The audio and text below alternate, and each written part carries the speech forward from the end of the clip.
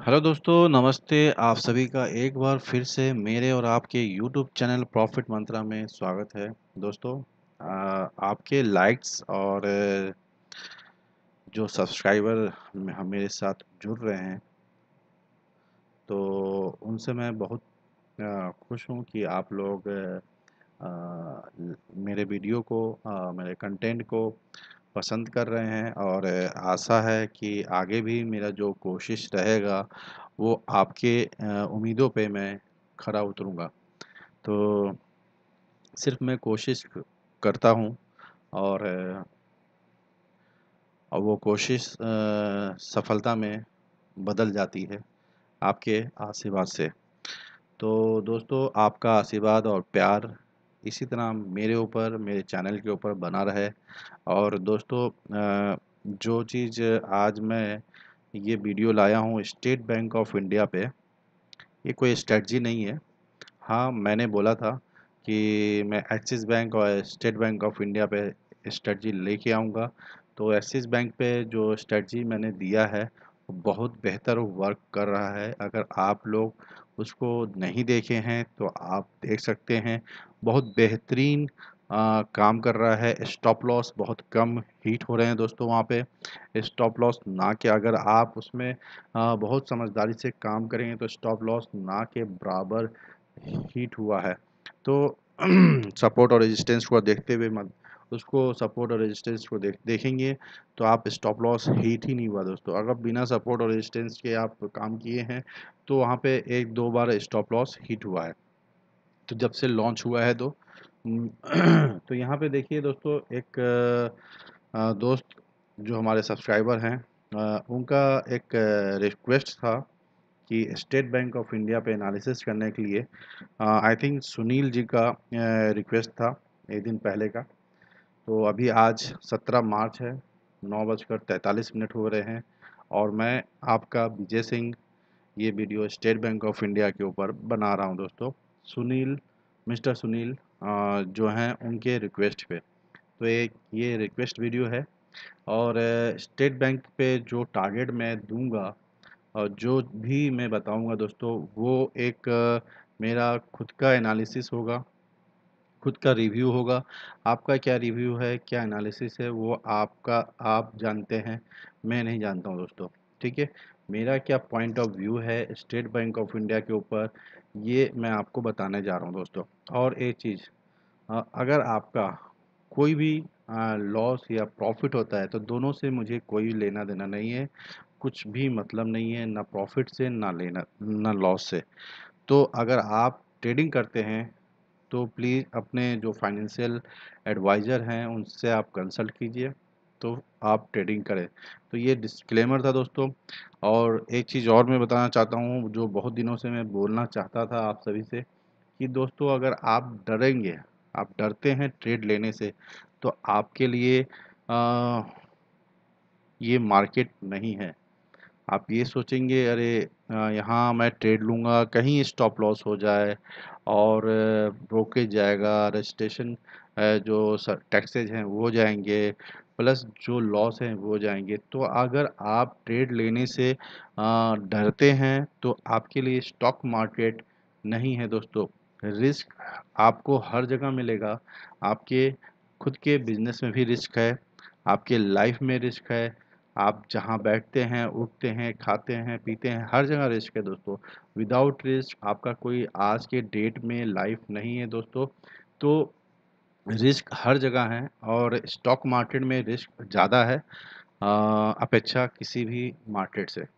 तो यहाँ क्या है, तुरंत आपका पैसा जाता है, तुरंत पैसा आपको डबल पैसा हो भी सकता है, डबल ट्रिपल भी हो सकता है, और तुरंत पैसा माइनस भी हो जाता है। तो इसलिए अगर आप लोग नए हैं, तो स्टॉक मार्केट में तो प्लीज़ थोड़ा सा आप लोग कुछ सीख लीजिए। और अगर डिसिप्लिन बनाए रखेंगे, तो ही आगे जाके आप काम कर सकते हैं। विदाउट डिसिप्लिन, बिना रूल रेगुलेशन के स्टॉक मार्केट, दुनिया का कोई भी काम आप नहीं कर सकते हैं दोस्तों। अगर मैं गलत हूँ, तो प्लीज़ मुझे डिसलाइक कर देना। ठीक है, इन बातों को कमेंट करना कि इन बातों के लिए मैं आपको डिसलाइक कर रहा हूँ। ठीक है, अभी मैं स्टेट बैंक ऑफ इंडिया के ऊपर चलता हूँ। यहाँ पे आप देख सकते हैं दोस्तों, अ,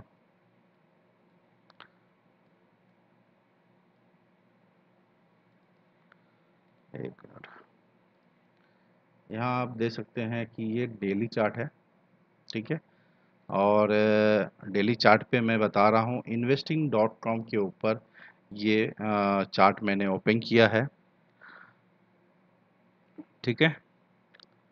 और यहाँ जो आपको लाइंस दिख रहे हैं, ब्लू लाइंस जो मैंने बनाए हैं यहाँ पे, वो एक ट्रेंड को दर्शाता है। तो इस लाइन से आपको क्या हुआ, आपको क्या दिख रहा है कि ये जो 3 एरो मैंने ऊपर की ओर लगाए हैं, इससे आपको क्या आपको दर्शा रहा है कि मार्केट किधर जाएगा? आप मुझे बता सकते हैं तो बताइए कमेंट में कि इससे क्या आपको यहाँ पे मार्केट सिर्फ ये बता रहा है कि मैं अभी बुलिश हूँ और सेल तो मैं बियरिश हूँ नहीं। आप समझ रहे हैं मैं क्या बोल रहा हूँ? State bank of India bearish है ही नहीं।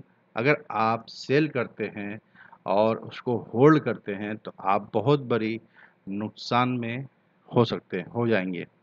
मुझे ऐसा लगता है, ये मेरा पॉइंट ऑफ व्यू है। आपका क्या पॉइंट ऑफ व्यू है ये मैं नहीं जानता दोस्तों। मैं मेरा पॉइंट ऑफ व्यू ये है कि अगर आप सेल करते हैं तो आप लॉस में हो जाएंगे। अगर आप बाई के लिए सोचेंगे हर डीप पे तो आपको प्रॉफिट होगा, ठीक है। मार्केट है, कुछ भी हो सकता है, न्यूज़ फ्लैश पे होता है, मार्केट तुरंत गिर जाता है, मार्केट प्राइस तुरंत ऊपर चला जाता है। न्यूज़ बेसिस कुछ कहा नहीं जाता, सारे एनालिसिस धरे के धरे रह जाते हैं दोस्तों। तो एनालिसिस जो करता है, चाहे आप करें, चाहे मैं करूं, चाहे जो भी करे, चाहे वो 40 साल 50 साल का एक्सपीरियंस करने वाला बंदा का है नहीं हो, उसका भी एनालिसिस गलत हो जाता है।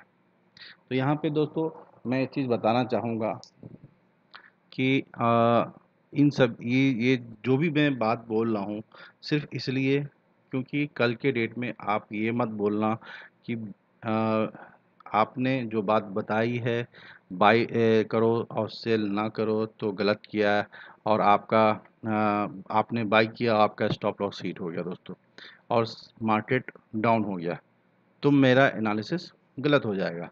लेकिन गलत होगा ही अगर प्राइस ट्रेंड उल्टा और रिवर्स कर जाएगा एक बार, तो उसमें कोई एनालिसिस नहीं करता, कोई न्यूज़ आ गया, कोई एनालिसिस, सारे एनालिसिस फेल हैं दोस्तों।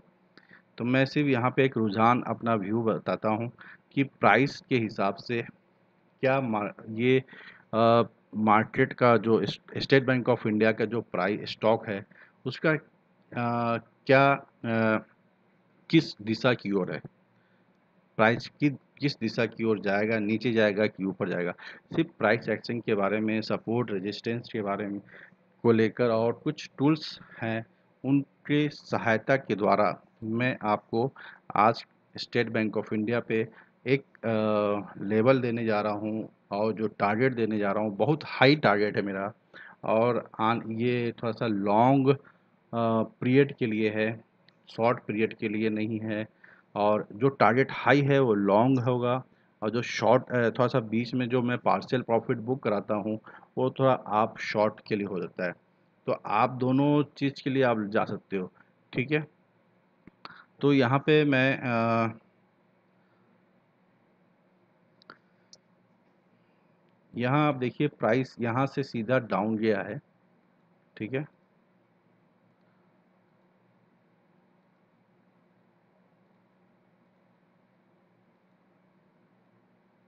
प्राइस सीधा यहाँ डाउन गया और उसके बाद यहाँ सपोर्ट लिया और यहाँ से ऊपर चला गया, ठीक है। और फिर यहाँ से एक करेक्शन होगा जहाँ मुझे ऐसा लगता है कि 207 8 9 10 के आसपास जो भी प्राइस 307 307 308 या 310 तक लेवल ले सकते हो, और वहाँ से प्राइस वापस इस लेवल पे जा सकता है दोस्तों।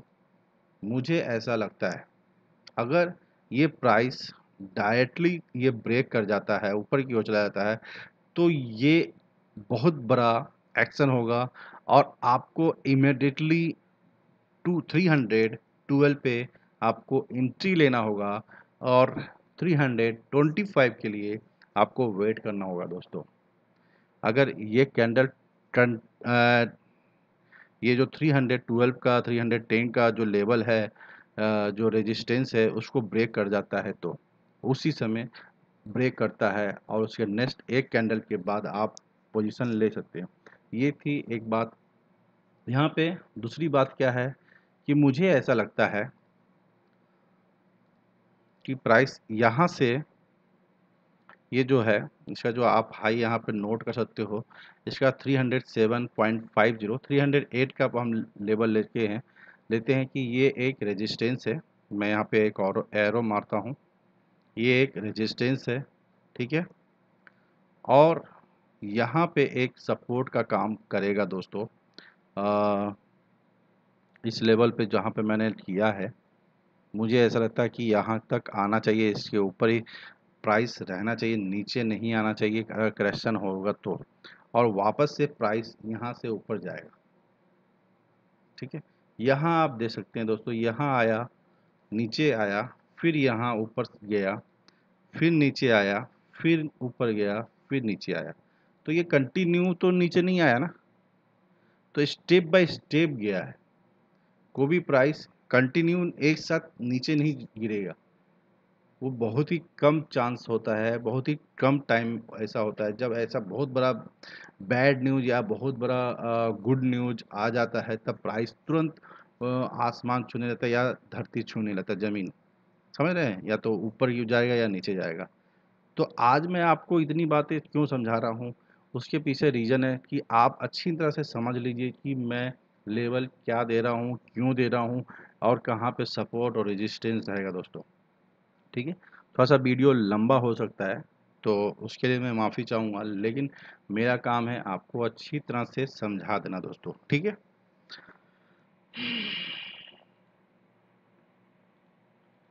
अभी ये जो सपोर्ट, अगर यहाँ आपको चांस मिलता है बाई करने का दोस्तों, यहाँ पे प्राइस आता है और एक आपको रिवर्सल कैंडल ढूंढना है यहाँ पे, ठीक है। एक आपको रिवर्सल कैंडल ढूंढना है, हो सकता है वो हैमर, हो सकता है दोजी, हो सकता है कोई भी एक कैंडल आपको ढूंढना है रिवर्सल, जो आपको इंडिकेट करे कि प्राइस अब यहाँ से रिवर्स कर रहा है, ठीक है, और प्राइस ऊपर क्यों जाएगा। तो आपको इस सपोर्ट पे आपको प्राइस बाई करना है। टू इसका लेवल जो होगा, मेरे ख्याल से 288 290 का आ रहा है, ठीक है। तो ये आपको यहाँ पे बाई करना चाहिए डीप पे, ठीक है। और उसका जो पहला जो टारगेट होगा ये होगा, अ, इसका जो लेवल जो आ रहा है वो 318 का आ रहा है। तो आपका जो बाइंग जो पोजीशन होगा वो 390 290, और जो टारगेट होगा वो 318 19 का होगा दोस्तों, ठीक है। फिर वहाँ से करेक्शन होगा तो आपको यहाँ पे एक बाई आपको करना है, और फिर आप 345 के लिए वेट कर सकते हो दोस्तों। जी हाँ, 345 का लॉन्ग टारगेट है। आप अभी भी अगर आप सेफ पोजीशन मुझसे आप पूछेंगे तो मैं यहाँ पे एक राइट करना चाहूँगा कि आपका पोजीशन क्या होना चाहिए। सेफ पोजीशन आपको बाई करना है। अगर आपको प्राइस यहाँ पे आ जाता है तो यहाँ पे ये बेस्ट प्राइस होगा आपको बाई करने का दोस्तों, ठीक है। और अच्छा खासा प्रॉफिट यहाँ से आपको ज़्यादा मिल सकता है दोस्तों, ठीक है। लेकिन अगर आप चाहते हैं कि आपको सेफ पोजीशन दें, मुझे एक कैंडल अगर कल के डेट में 312 को ब्रीच कर जाता है, कल के डेट में मंडे को या ट्यूसडे को, किसी 2 दिन में अगर ब्रीच कर जाता है, तो 312 के ऊपर आपको बाई करना है, ठीक है। मैं यहाँ पे पोजीशन ले देता हूँ।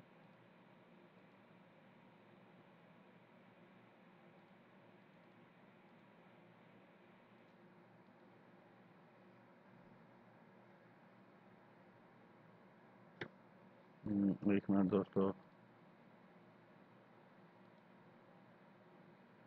लेटर नहीं लिख रहा है, आ गया 300। ये क्यों यहाँ टाइप हो रहा है?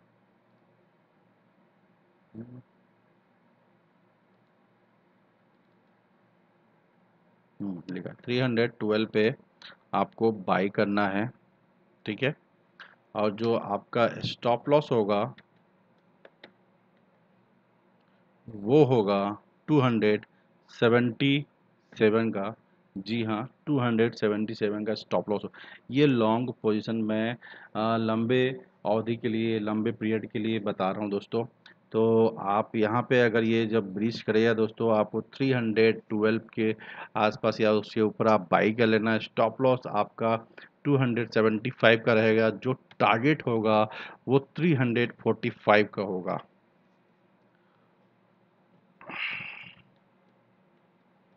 टारगेट होगा आपका 345 का, ठीक है। और जो पार्शियल प्रॉफिट आपको बुक करना है, पार्शियल